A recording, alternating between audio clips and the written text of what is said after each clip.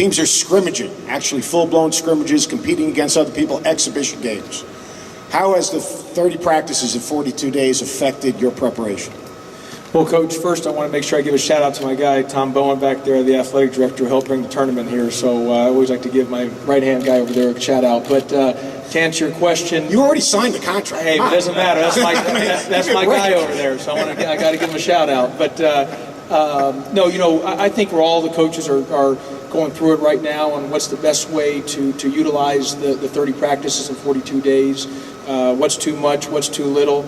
Fortunately, I've got senior guards, Jaron Johnson and Joe Jackson, so I'm able to talk to them and ask them how the guys feel and how your legs, and going from there. So, you know, it's just something that you just kind of take it day by day, and I think you have more time to put stuff in and not such a rush leading up to that first game. Your son gets a great job at Minnesota. 61 years old, you get a tattoo. It is your first. What do you do for an encore? Well, the only thing that's realistic is get another tattoo.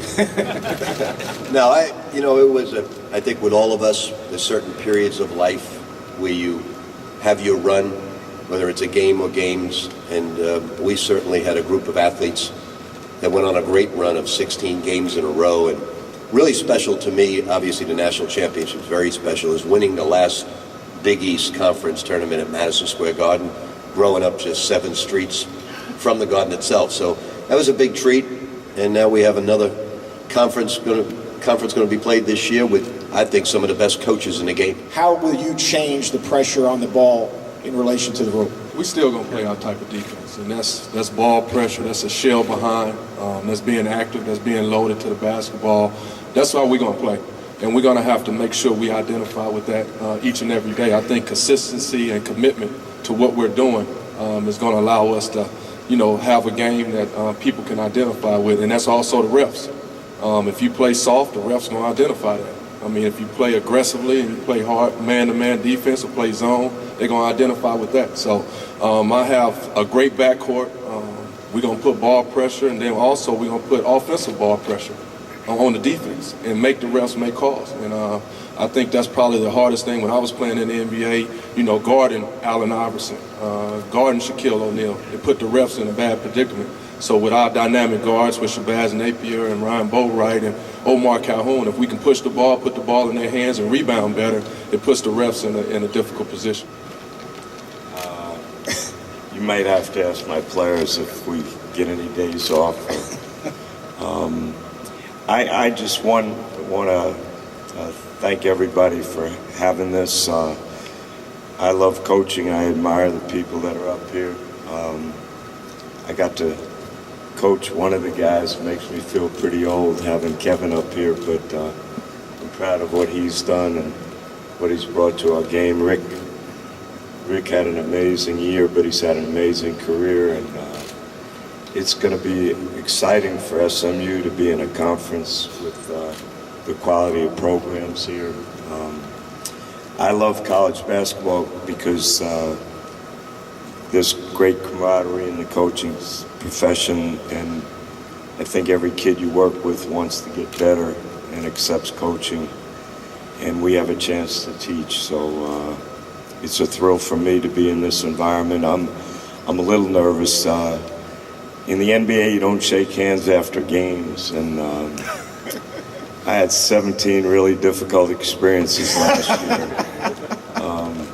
You know, because as a coach, you want to say something nice when somebody kicks your butt.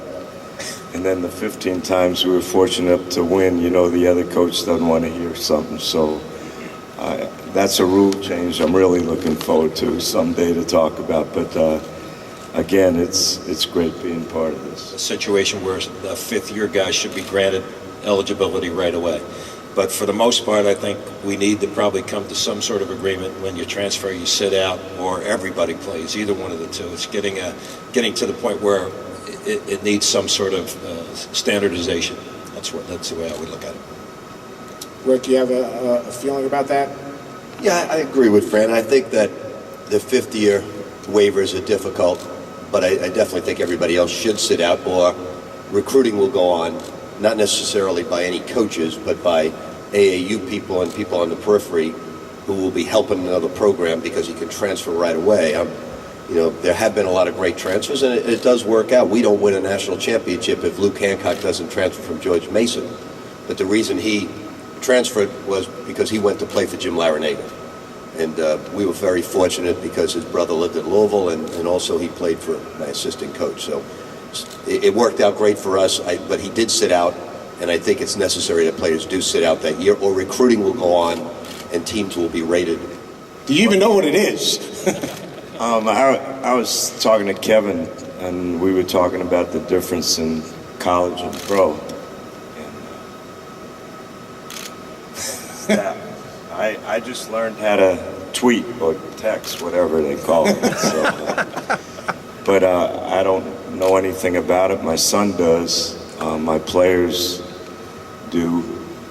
We don't allow phones in practice, but it's troubling to me, to be honest. I just like to coach. I'm going to learn how to do some of that other stuff someday, but not right now. If you feel that you're important enough to tweet out that you're that good of a player, we get to make fun of the fact that you think what you're saying is important, and just try to make light of it with the guys. And I think all of us bring people in from the outside here. See, people that work in the media world, people out here, to talk to our guys, to try to help educate them on who actually reads that stuff. Because to our guys, I think they all think that the only people that follow them are their friends or the girls they're trying to impress. So you have to bring in outside people to try to get these guys to understand what Kevin's talking about, the total scope of how big it's gotten in the social media. It's the greatest thing in the world. We can find any restaurant at our fingertips, find any answer. I asked them, how many hours do you spend on social media per day? Now, I knew they were going to understate it back to me, and they said 4 hours. One young man said just about the whole day. I said, now, how are you impacting anybody's life on social media, or are you being impacted in any way? And they all said no. I said, so what if we took those 4 hours and you went 1 hour on your own into the gym and worked on your fundamentals, your jump shot, your offensive moves, or the weight room, or your agility, and then take the other hour and work on your academics? Do you think you would accomplish more than social media? And they all said yes. But the bottom line is, social media is awesome for the people in this audience because that's their job.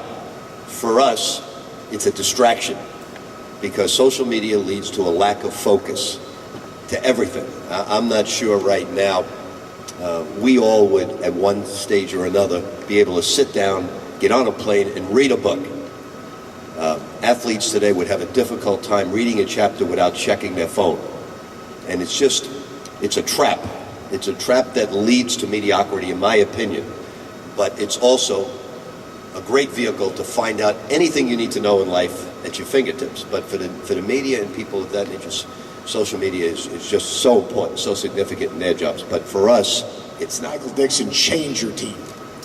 Well, we got 3 guys last year had over 100 assists, and Joe Jackson, Jaron Johnson, and Chris Crawford. And I want to give a shout out to Joe Jackson, who got his degree in 3 years, who graduated this past summer, finished his degree in 3 years. But with Dixon, it's the same thing. Our whole motto is the open man's the go-to man, make the extra pass.